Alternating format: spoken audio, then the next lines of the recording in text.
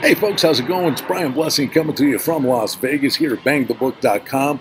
Always excited to be here talking college football. We're going to focus on the independent 6 teams we'll focus on gearing up for the start of college football. Don't forget our friend Adam Burke and the Sports Betting Podcast. Follow me on Twitter at Brian Blessing, my daily radio show, sportsbookradio.com, Vegas Hockey Hotline. The shows are archived for you at sportsbookradio.com. And Mark Lawrence, our good friend from playbook.com, does the conference previews on our show every Wednesday, and he provides a lot of this great information. So we want to give Mark a shout out. But we start to look at these teams that could make a little bit of noise this year with no conference affiliation. And let's start with Army, who had a spectacular season last year. 10 wins. They win a bowl game, but most importantly, Army beat Navy. So can they build on that?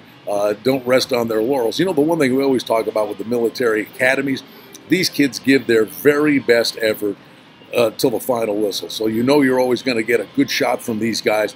And again, Army with that 10-win season last year, listen, they led the nation in rushing, and they were number 3 in the nation in red zone defense. So it is an old, tried and true formula that's proved successful in football since the beginning of the game, and that's run and stop the run.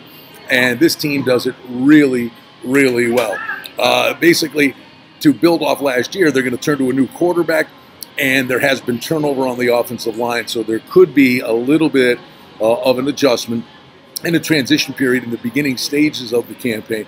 And as we said with Air Force, don't forget, these teams, when they play the other military academies, letdown spots are possible in the game that follows. BYU is a program that we always think of being stout, but it's really been heading the wrong way under the in the tenure of Kalani Sitake, and he's got to get it going this year. And the one thing that's been really frustrating for BYU is this aerial attack that's always been great has really gone by the wayside.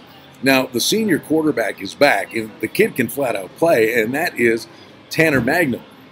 But the story of his career in recent history, the history of the position, the quarterback position at BYU, it's been injury-riddled, and Magnum is coming off an Achilles tendon injury, which is one of the toughest injuries to come back from. Liberty makes their FBS debut, so we'll focus on Liberty with a team, by the way, that beat Baylor last year. So there's some talent here, and it's a team that's going to have a chip on their shoulder because Conference USA and the Sun Belt both turned them down for admission into their conferences. So this will be a team that will be trying to make a name for themselves. The head coach is Turner Gill, and he had some flashes of good moments at Buffalo and at Kansas, but he's been here with this team, and it's a team that has experience, and the bottom line is most of these guys return. So, you know, Liberty could be a good team to keep an eye on in relation to what we talk about against the number. New Mexico State. Now, this is a team historically could score, and they couldn't stop anybody. And they won 7 games last year, and New Mexico State won the Arizona Bowl. So they're coming off a solid campaign, and the really good news for them this year is, for the most part, they face a relatively easy schedule.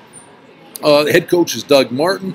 The defense improved last year. So that's kind of where it had to start for improvement for New Mexico State. Is we knew they could score, but they couldn't stop anybody. But the D did improve, and the really good news is the majority of that defense is back. So New Mexico State is another team, on occasion, I think you might have some success with taking points with these guys. Now, the big boy from the independents perspective in relation to the number, that's Notre Dame. They're 8-1 to make the BCS playoffs. They're 30-1 to win the college football championships, and their season win totals on the board at over 9, under 9, and the over's the favorite, minus $1.20 for head coach Brian Kelly. This is an offensive line, though, that was decimated by graduation, and those guys are now going to be playing in the NFL. Their quarterback is going to be Brandon Wimbush. Question mark is going to be at the skill positions. What will Notre Dame bring to the table at the wide receiver position? So who can Wimbush throw the football to? And the one thing that we should keep tabs on with Notre Dame, in recent history, this is a team that's faded late in the year. So look for Notre Dame to be a quick starter, but it's buyer beware in the final stages of the season. And another team I think you might want to pay attention to this year, and I think you make a little money on, is Massachusetts. The head coach, Mark Whipple, they started 0-6 last year, but they finished 4-2. So he started to get his act together, with these kids, and he does bring his quarterback back, Andrew Ford, and the entire offensive line. So I think offensively, UMass is very, very solid, and a lot of underclassmen got experience, and experience means a lot. And what step forward UMass takes remains to be seen.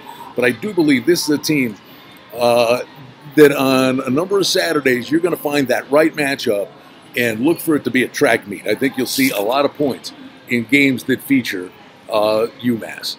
It's Independence. A little preview for you. 6 of them now to focus on as the college football season is going to begin.